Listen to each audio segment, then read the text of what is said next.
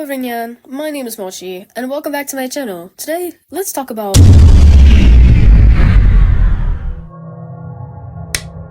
Okay, as I said, we'll be talking about lighting. Personally, how I do lighting. Lighting can be a pretty tricky subject, but not to fear. We'll talk about basics. Everyone should know about lighting. It's when a light source hits an object, creating contrast with shade and light. Now, I really wanted to start with this video's thumbnail, but for some reason, the speedbait was corrupted, so now it looks pixelated. Not to fear though, I've got 3 more artworks, with the last one being with your favorite creepypasties. I'll establish some rules.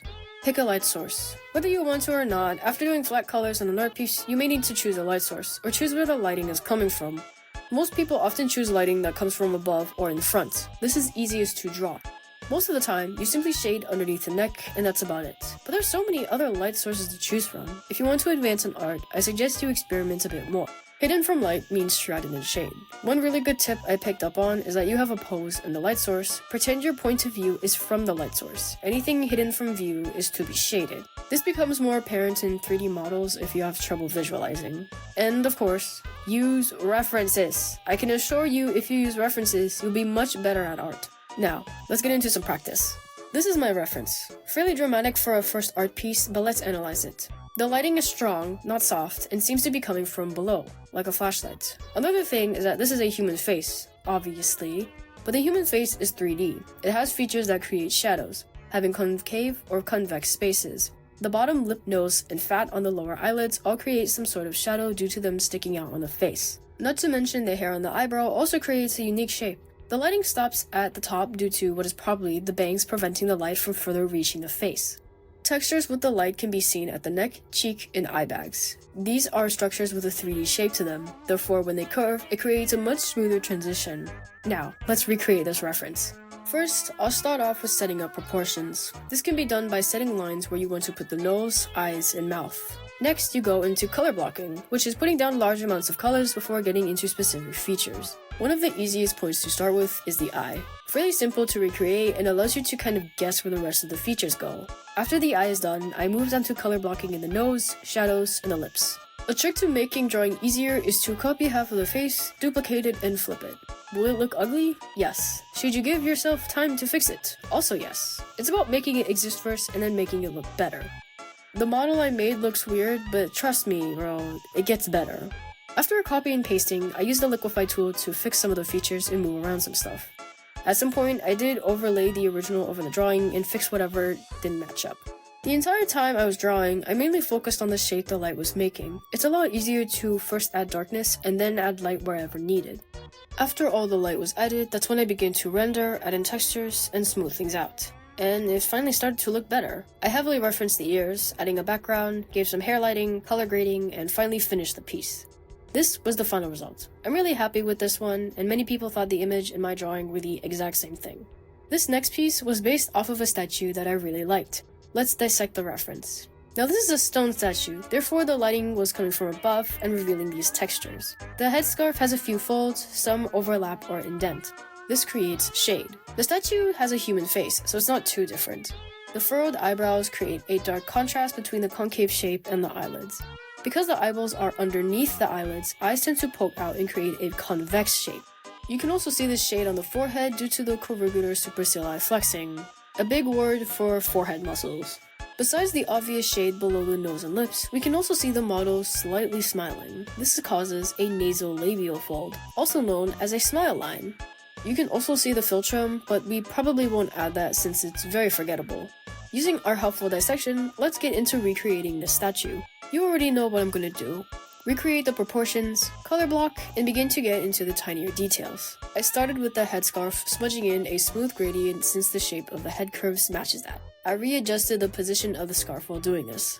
I added a gradient to the concave part of the scarf and continued to blend. Besides the scarf, I also started to detail the braid, color blocking and adding shade when necessary. Around this time, I realized it was really difficult for me to recreate this complex statue with the canvas being so large.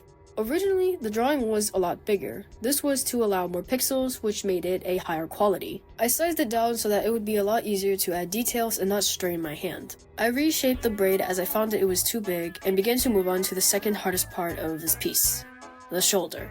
Recreating the texture of broken stone has to be one of the most second difficult tasks out of everything. But this was a reference, and I do nothing better than adding random brush marks and rendering until it looks believable. I don't know if it's just me, but I really like it when the edges on things are sharp enough to create a thin shadow. Getting a bit lazy, admittedly, I overlaid a rough texture using a random brush and called it a day. And that's when we move on to the face. I constantly check proportions while adding the shade. When it comes to creating realistic faces that aren't facing forward, it's a bit of a challenge for me. Again, I check proportions and use the liquify tool to ensure everything was in place. Now remember when I said that the broken shoulder was the second most difficult thing?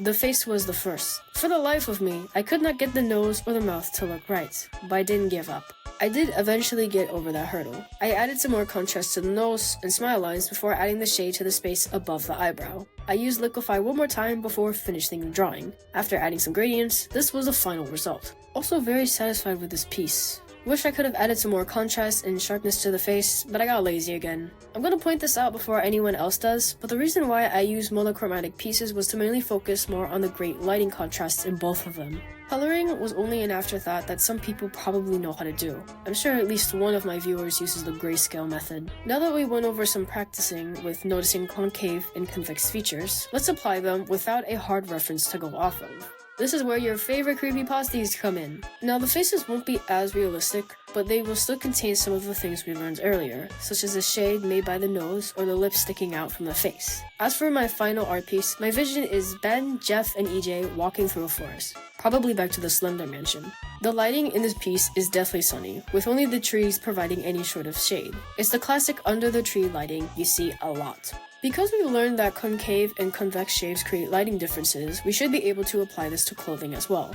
Folds in clothing naturally create shade, so does clothing that overlaps itself. The light that I have for this idea is coming from the top right. Overall, a good break from the dynamic lighting we went over earlier. Fast forwarding over the sketch, line art, coloring, and rendering, this is where I apply the lighting. Now here, I actually do add a gradient, which is the equivalent of color blocking but with light. It just helps the light become more apparent once you add more detail.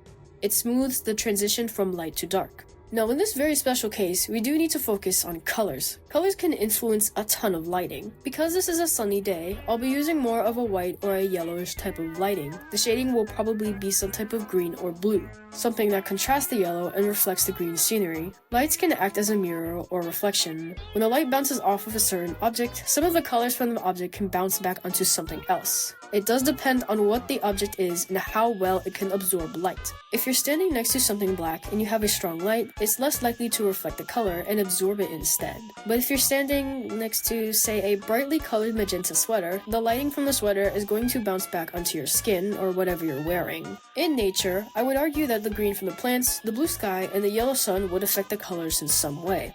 The amount of references I used for this painting was kind of absurd, but it really did help me. My first reference photo had some type of coloring scheme that I didn't end up following, so I switched over to something later on. And oh boy, making the background was the hardest part of this. This is one of my first times ever drawing a forest. But if you put your mind to it, you can achieve anything. I took a lot of photo references from Pinterest, but not only that, I went outside. I touched the grass, and I took photos of my nearby forest. It was really sunny outside, so it helped a lot with learning how to draw backgrounds. My main brush that I used was fairly small in comparison to this big background, so I switched over to a brush called Painting. It was a lot bigger and easier on my hand. You may notice that the trees I'm drawing have a darker color, and it doesn't seem to match the photo references. This is because it's very easy to put down dark colors and put the light where it's needed, especially since the majority of these trees are actually in the darkness, and the branches are blocking out a lot of sunlight. I quickly moved on from drawing leaves to putting on the sunny lighting. I have a few pre-made brushes downloaded where it's just leaf stamps. Personally, I wouldn't consider this cheating, as brushes are seen as a tool to assist you in your art. They make things easier. The lighting is coming from the top right, and I worded the leaves so that they fit the drawing better. This is a stylized thing, but whenever I shade, it's pretty common to see me put a thin but saturated darker line of coloring around the light. Not only does it pronounce the light, but you can actually see this in real life. Giving a warm edge to your lighting can make it feel a bit more realistic. My process of work is pretty random. Like I'll jump from fixing facial features to working on the background. I did end up adding more details to Ben's face, coloring in Jeff's smile, and fixing a few contrast issues. You can also see me working on the background little by little and giving more variety to the trees. I added up some final touches and giving the proper lighting to each and every noticeable tree, giving some foliage in the background. I added a few more details to the forest further behind them and finished drawing the grass. After mixing around with a few settings, this is the final product. The lighting here is fairly strong and gives a warm, fuzzy feeling. The contrast is pretty high, and even when blurred, you can tell that there are characters in the front and there is a background farther behind. Overall, I'd say I did a pretty good job with this considering it was my first time drawing a background. I took in consideration where my light was coming from, how strong it was, and how it affected the colors. And as I mentioned earlier, light does affect reflection. Jeff's sweater isn't entirely white or gray, but instead has some sort of green hue to it. Lighting and color do tend to work in hand, so it's important to not only practice lighting, but also incorporate color into it. There's so many good examples online about using colors in your lighting. I suggest going out there and trying it for yourself. One thing I will mention before I conclude is that you may have heard of subsurface scattering. It's basically when you put your hand up to a very strong light and you can see the light coming through your hands. The human body, or thin flesh in general, is very good at letting light pass through.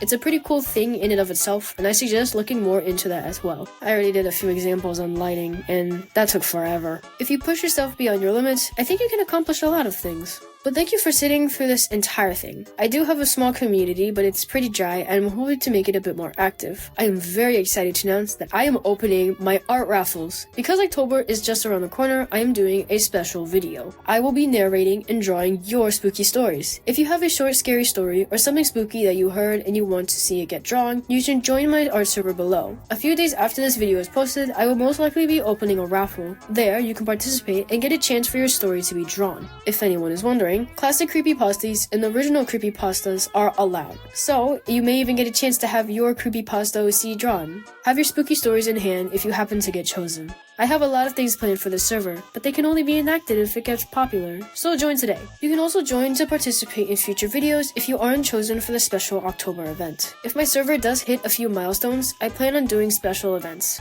Thank you so much for watching, and I'll see you next time.